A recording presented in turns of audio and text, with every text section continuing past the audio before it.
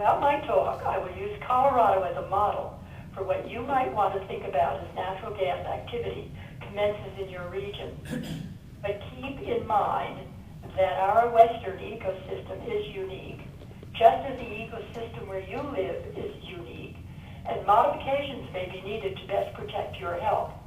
And those special features especially related to your life support systems, water and air, where you live. Now here you see natural gas wells on each side of the Colorado River, the source of water for over 30 million people downstream. You can also see the 4-lane west to east Interstate 70. This picture looks to the east, where you can see the haze over the mountains up toward Aspen. Out here, the weather moves from the southwest to the northeast under most conditions. You should be thinking about the weather patterns that are specific for your area as we move through this talk. Now here, you see an actual fracking going on. I'm going back to this picture because it gives me the opportunity to introduce the fact that water is not the only life support system at risk in producing natural gas. Air quality is also at risk. Up until 3 years ago, air quality got little attention in the gas fields.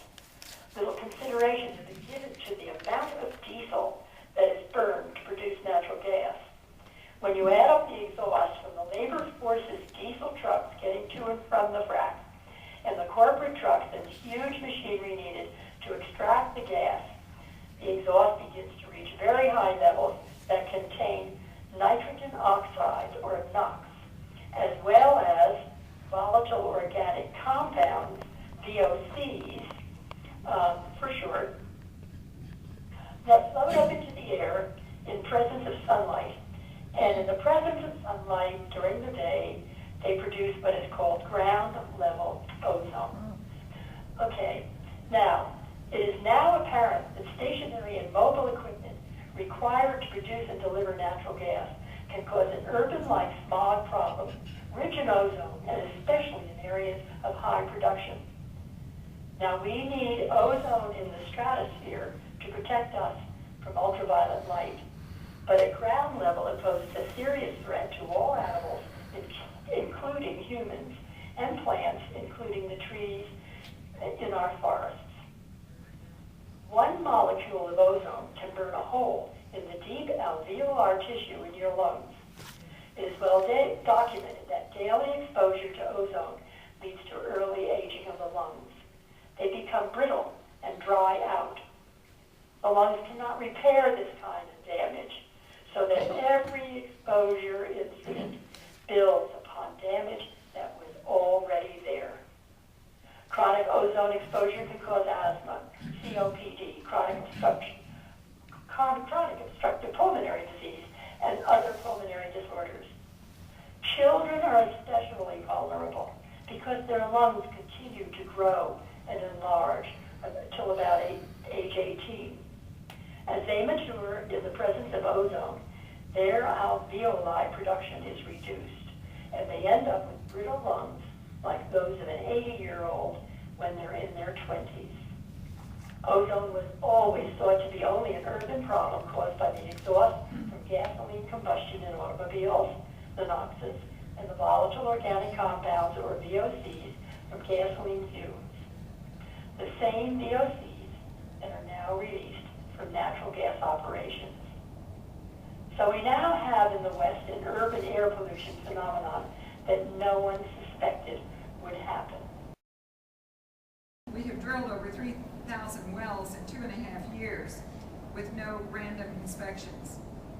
Little Rock is the city where this individual lives. It is roughly 30 miles downhill.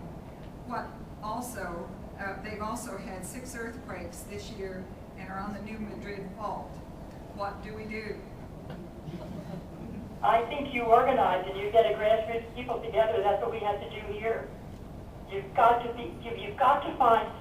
your rural people, but you've got to connect with some grassroots groups that are near the city.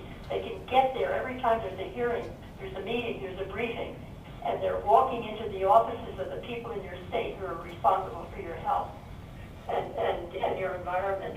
And it's 7 hours for us to drive to Denver on a good day in the winter, it was terrible trying to get back and forth over there for all the hearings and all the briefings, because these people are going to outnumber you.